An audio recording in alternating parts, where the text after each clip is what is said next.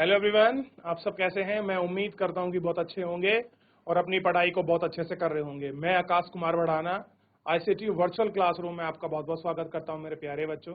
जैसे आपको पता है बेसिकली हमारे मेरे प्यारे बच्चों 8th क्लास से और इसी के अंतर्गत हमारे बच्चे हम लोग देख रहे हैं हमारे अतीत थर्ड उसी बुक को हम लोग पढ़ रहे थे और उसी में हम लोग पहला चैप्टर आपका प्रारंभ कर चुके हैं कि कब और कैसे, और उसमें देखे थे तारीख इतनी महत्वपूर्ण होती हैं उसके विषय में हम लोग पढ़ रहे थे कि जो तारीख हैं ये क्यों महत्वपूर्ण होती हैं। इनको हम गौर कर कर एक एक करके अच्छे से आपका देख चुके थे। चलिए आगे बढ़ेंगे और गौर करके हम इनको देखेंगे। तो कल आपको पता होना चाहिए कि अवधि को हम कैसे डिवाइड करते हैं। हम साल महीनों में नहीं रख सकते। कुछ ही ऐसे चीजें हैं जिनको हम लोग आपका समय के टाइम पीरियड में यानी कि मंथ में हम उनको बांध सकते हैं या कह सकते हैं हम उनको सेव कर सकते हैं और रूप में हम इनको नहीं रख सकते। तो इससे आगे हम लोग आज कंटिन्यू करेंगे और उसको पढ़ेंगे। तो फिलहाल कोई भी एक बच्चा खड़ा हो, माइक ले मेरे प्यारे बच्चों, और चैप्टर को आप पढ़ना प्रारंभ करें। कोई भी बच्चा किसी भी स्कूल से, जैसी खैरी कला, कोई भी एक बच्ची माइक ले ले बेटा और आप चैप्टर को पढ़ें। शाबाश। जैसी खैरी कला, तो कोई भी एक बच्ची माइक ले ले, आराम से पढ़ सकती है। शाबाश, बहुत सुंदर। माइक खड़े हो जाइए अपने डेस्क पर, आप दिखाई भी देंगे कैमरे में जहां आपकी सीट है। हाँ ठीक है, बहुत अच्छे। माइक ऑन करें आप। ग्रीन लाइट जली इसमें। देखिए ये आपका माइक होगा जब आप माइक। हेलो हाँ सर। हेलो, अब आपकी आवाज आ रही बेटा। क्या हेलो, नाम है आपका? हेलो, क्या नाम है?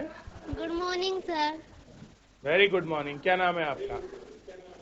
मानसी। तो मानसी, आप इतना आपका डर क्यों रहे हो पढ़ने से?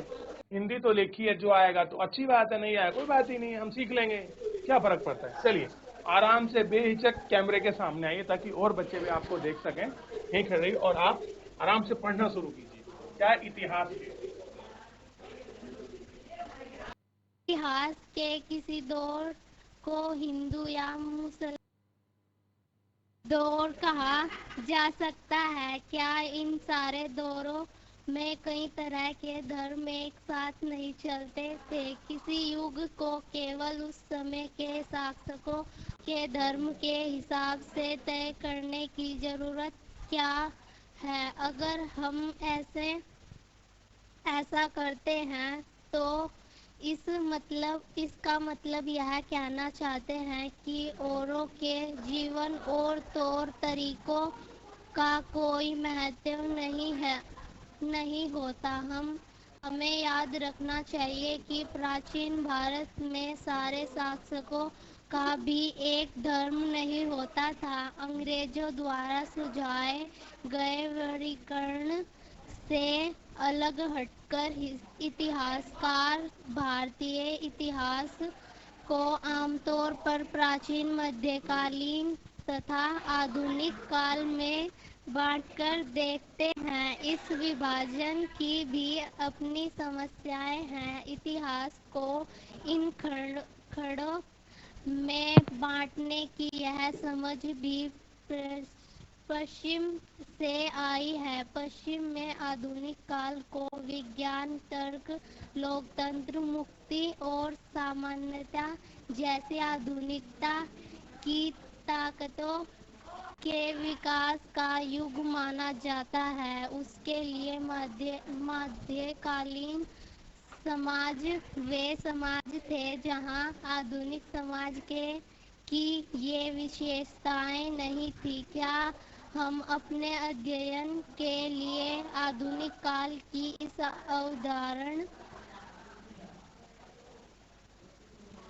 अवधारण को बिना सोचे विचारे ऐसे ही अपना सकते हैं? जैसा कि आप इस किताब में देखेंगे, अंग्रेजों के शासन में लोगों के पास समानता, स्वतंत्रता या मुक्ति नहीं थी। न ही यह आर्थिक विकास और प्रगति का दौर था। बहुत सारे इतिहासकार इस युग वैदिक युग कहते हैं। औपनिवेशिक क्या ठीक है होता मानसी, आप है? बैठ इस जाओ। किताब।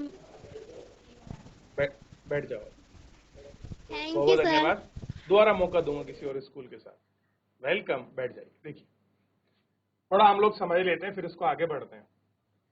सबसे पहले कह रहे हैं कि आप देखना है, कह रहे जो इतिहास को हम लोग कह रहे हैं कि इतिहास में एक समय था, जो प्राचीन इतिहास है उसको हिंदू कह दिया, मध्य को मुसलमान कह दिया, और जो आधुनिक है उसको हमने अंग्रेज कह दिया।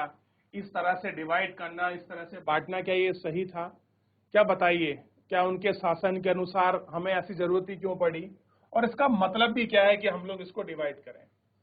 अंग्रेजों द्वारा आपके सुझाव पर हमने चीजें करी थी, लेकिन नहीं, हमने इतिहास को अलग तौर में समझा है और उसको बांट कर देखा है। और कह रहे हैं कि उसकी भी एक अपनी समस्या है। देखिए, इतिहास को हम कितने भागों में पढ़ते हैं? 3 भागों में, प्राचीन, मध्य और आधुनिक। तो फिलहाल जो हम बुक पढ़ रहे हैं ये आधुनिक का ही पार्ट है। किसका पार्ट है? आधुनिक इतिहास का, मॉडर्न हिस्ट्री है इसमें। क्लियर है? और कह रहे हैं कि जो हम बांटते हैं इसकी भी अब विभाजन की एक अपनी समस्या है।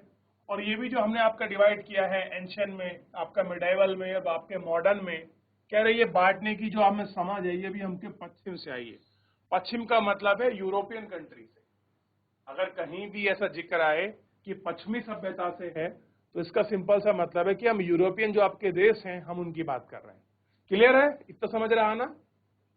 पश्चिम में आधुनिक काल जो है आपका विज्ञान, तर्क, लोकतंत्र, मुक्ति और समानता जैसी आधुनिक ताकतों का विकास का युग माना जाता है।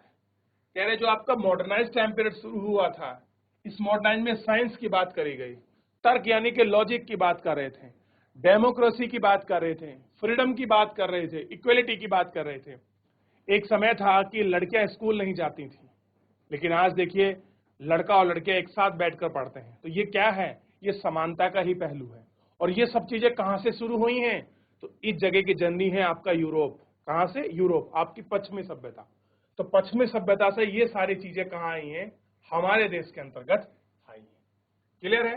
कह रहे हैं कि आधुनिक समाज की विशेषता नहीं है कि क्या हम अपने अध्ययन के लिए आधुनिक काल की अवधारणा को बिना सोचे विचारे ऐसे ही अपना सकते हैं।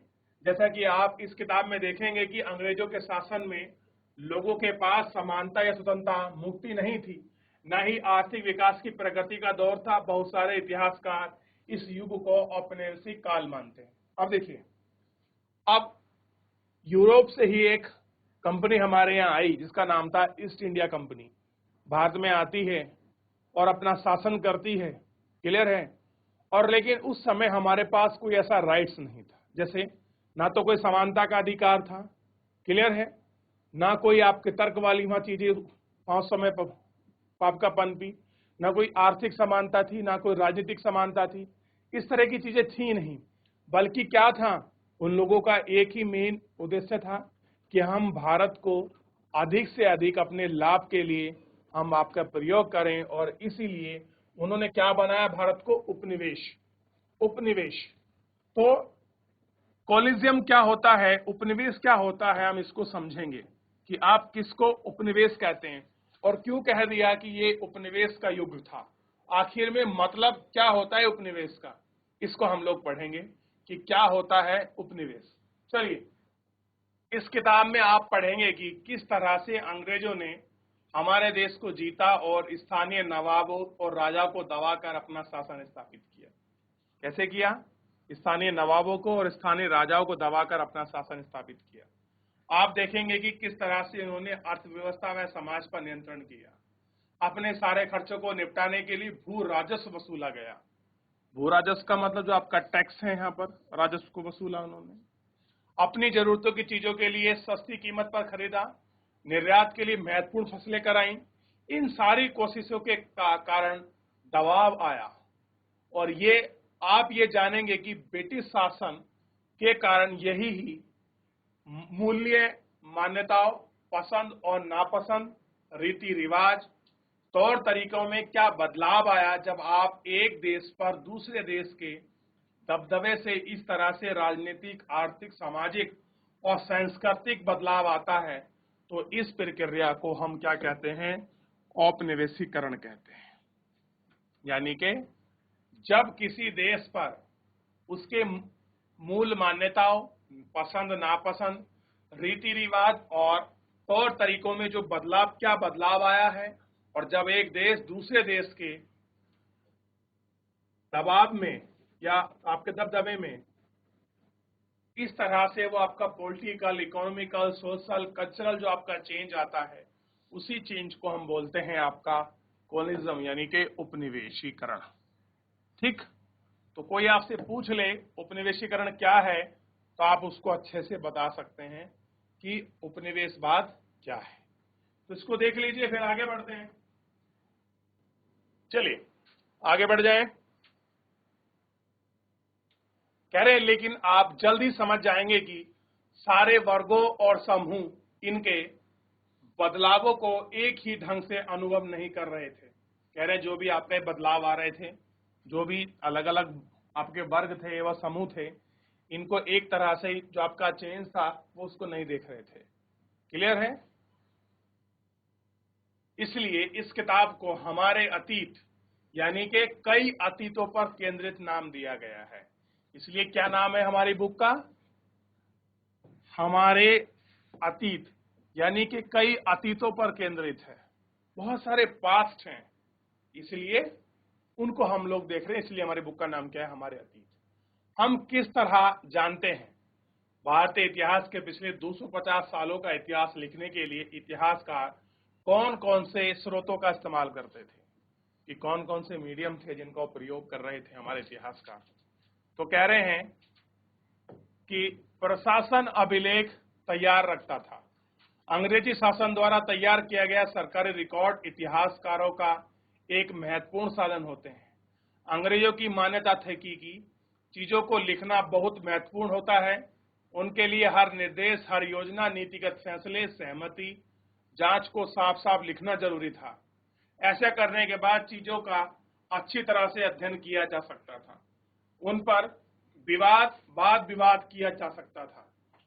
इस समझदारी के चलते ज्ञान, टिप्पणी, प्रतिवेदन आधारित संस्कृति की पैदा हुई। कैसे हुआ? इन सब चीजों का आपका प्रतिवेदन जो है, इसके अनुसार ही आपका पैदा हुआ कि क्या आपका प्रतिवेदन है, क्या आपका टिप्पणी है, ये सारी चीजें हमारे सामने आई। अंग्रेजों को यह लगता था कि तमाम अहम दस्तावेज और पत्रों को संभाल कर रखना चाहिए, लिहाजा उन्होंने सभी शासकीय संस्थानों में अभिलेखीय कक्ष बनवा दिए। तहसीलदार के दफ्तर, कलेक्ट्रेट, कमिश्नर के दफ्तर, प्रांतीय सचिवालय, कचहरी, सबके अपने रिकॉर्ड रूम होते हैं। महत्वपूर्ण दस्तावेज को बचाकर रखने के लिए अभिज्ञाकार यानी कि आईकाव, ठीक, और संग्रह जैसे संस्थान भी बनाए गए। अब आप देखे हैं कुछ होते हैं अभिलेखागार, जहां पर आपका रिकॉर्ड वाली चीजें रखी जाती हैं, उनको बोलते हैं अभिलेखागार। संग्रहालय किसी भी इंस्टीट्यूशन की या किसी भी चीज से जुड़ी जो यादगार की चीजें होती हैं, उनको हम संग्रहालय में रखते हैं। क्लियर है? ये आपको ध्यान रखना था। ठीक, तो इसको देखिए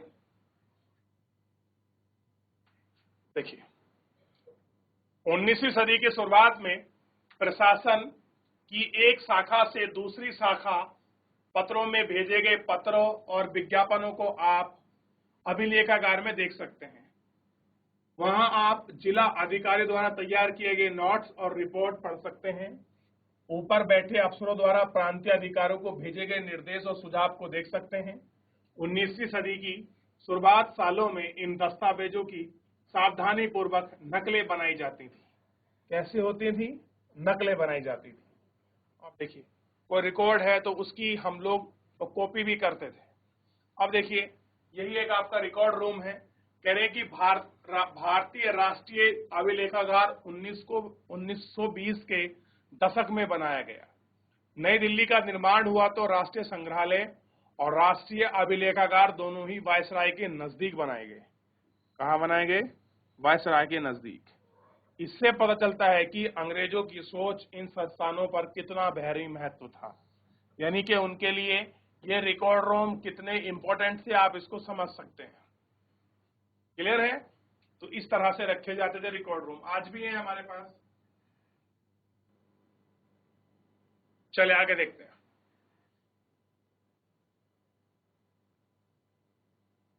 आप ये पौधा देखिए, ये आपका शरीफे का पेड़ है। इस तरह का कुछ आपका शरीफे का पेड़ आपको देखने के लिए मिलेगा। मध्य प्रदेश में बहुत अच्छी मात्रा में होता है। और आप देखिए, कह रहे हैं कि 1770 के दशक में अंग्रेज द्वारा बनाए गए वनस्पति उद्यान और प्राकृतिक इतिहास के संग्रहालयों में विभिन्न पौधों के नमूने और उससे संबंधित जानकारी इकट्ठा की गई। इन नमूनों के चित्र स्थानीय कलाकार से बनाए गए।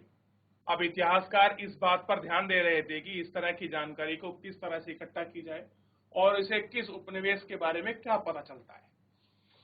बताइए क्या पता लगेगा?